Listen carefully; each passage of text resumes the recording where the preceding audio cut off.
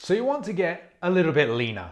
Maybe you want to lose some body fat. Maybe you even want visible abs. Maybe you want skin so paper thin that you can see your internal organs like that of a newborn fish.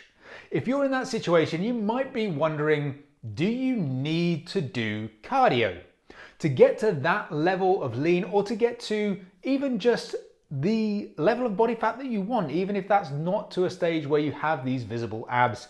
Do you need to incorporate some form of cardio in order to see those results?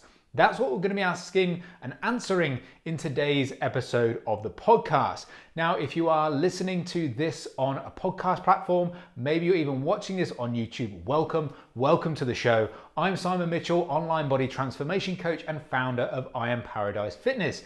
Now, if you enjoy this episode of the show, then you can feel free to donate to the show. Donate to helping me grow the podcast, keeping the lights on when it comes to producing this show and taking it to the next level. So if you think like you were at a restaurant, maybe give me a little bit of a tip. Maybe even you want to ask a question and get it answered specifically on the future episodes of the show. If you donate via the link in the show notes below, you can do that. Just add a note when you do so and ask your question there, and I'll answer it on a future episode of the show. So let's get into this particular one, which did actually come from a listener question. Now, when we talk about cardio, nobody needs to do cardio. When we talk about the word need, that's kind of, you're not going to make progress unless you do this. But actually, you can achieve the most amount of weight loss and fat loss that you want by just managing your nutrition. You don't even have to go to do exercise. You don't have to go to the gym. You don't have to lift weights, any of all sorts of that shit. If you want to just lose weight, lose body fat, you can just manage that through nutrition. Obviously, if you want to build muscle, shape, tone, sculpt, whatever you want to call it, you are going to have to do some resistance training. That's going to help build muscle. But if your only goal is to lose weight, lose body fat, you don't have to do any exercise whatsoever. But that doesn't mean you shouldn't, because living in these extremes, well, it's either yes or no, do or don't, that misses out this gray area in the middle, which is actually where most people sit.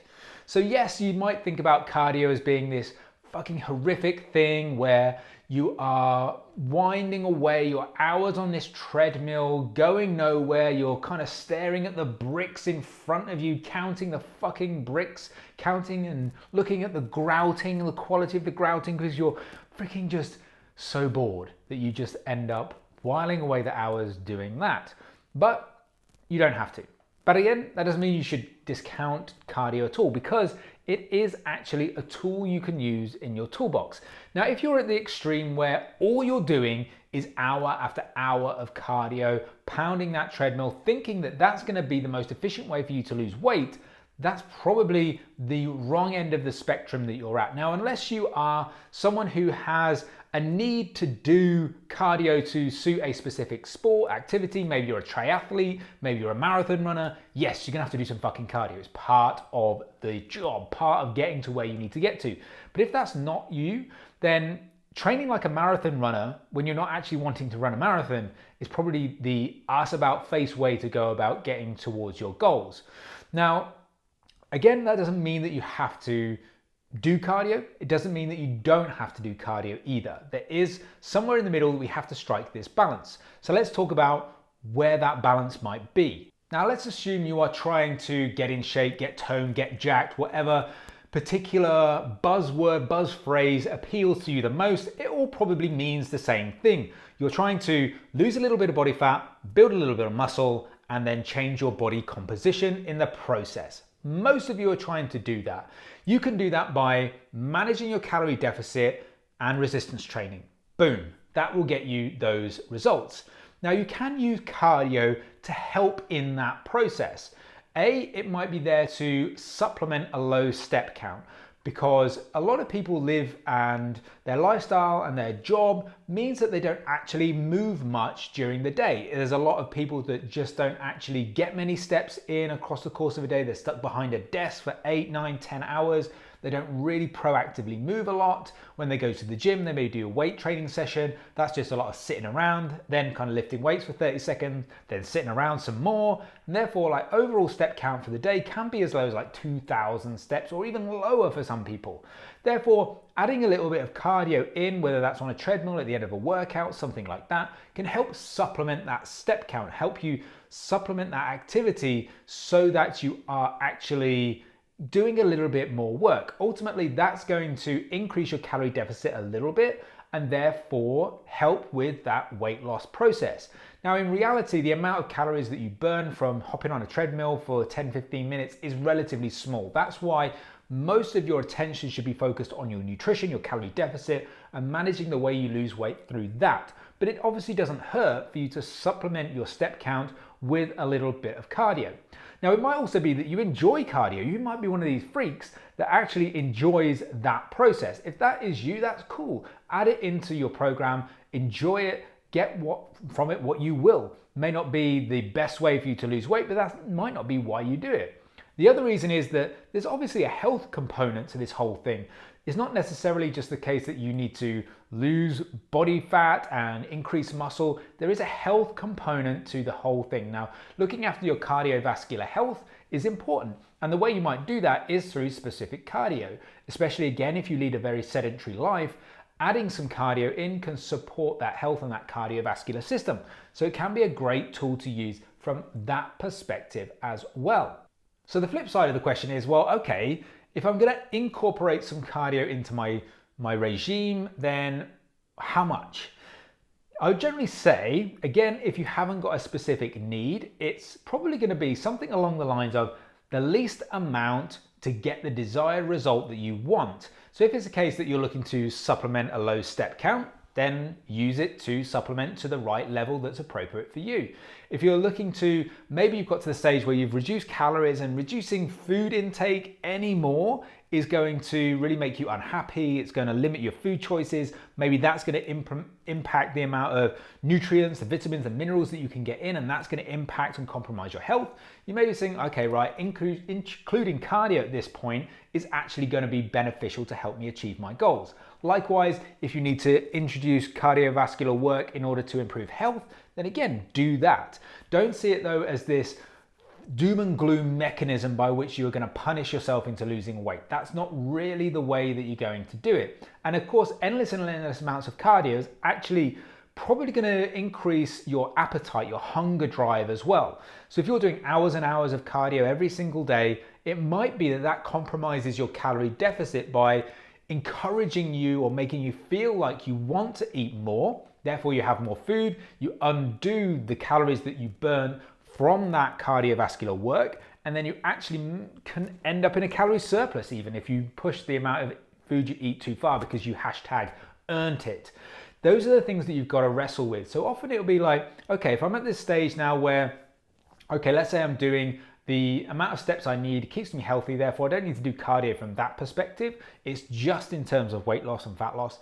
If you've got to like this point where you don't want to reduce food anymore, but you're not seeing much progress and it's not necessarily anything to do with metabolic adaptations, you don't need a diet break, all that sort of stuff out the window, you might then say, okay, I'm going to do some cardio. So the minimum amount that you can to start kickstarting some results. You can do that. You could obviously don't need to do cardio when it's based on a treadmill or elliptical trainer. If that bores you to tears, it bores the shit out of you, you can just take a dog for a walk. A dog, your dog, hopefully, don't steal one.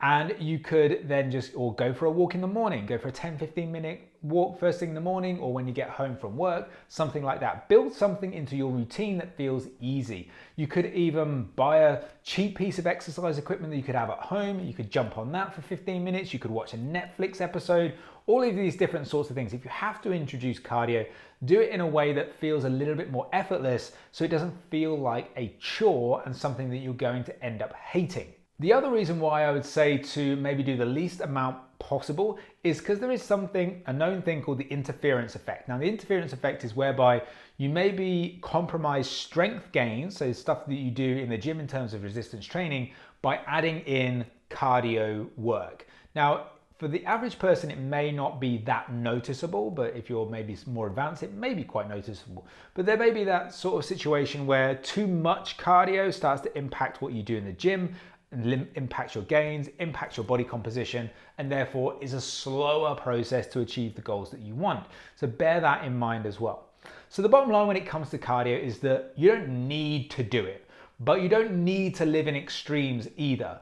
Cardio, just think of it as a tool. It's a tool for potentially improving health or potentially increasing your calorie deficit, supplementing a low step count, all of these different sorts of things. So don't necessarily see it as absolute negative, but don't necessarily be a gym bunny either, and that's all you do, especially if you have a goal of body composition, building muscle, and so on and so forth.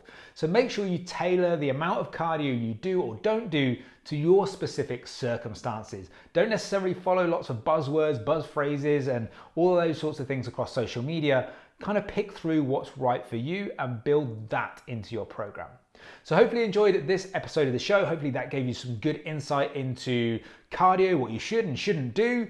And if you have any questions, or maybe you just want to reach out and say hi and you like the podcast, come and visit me on Instagram at iron_paradise_fitness.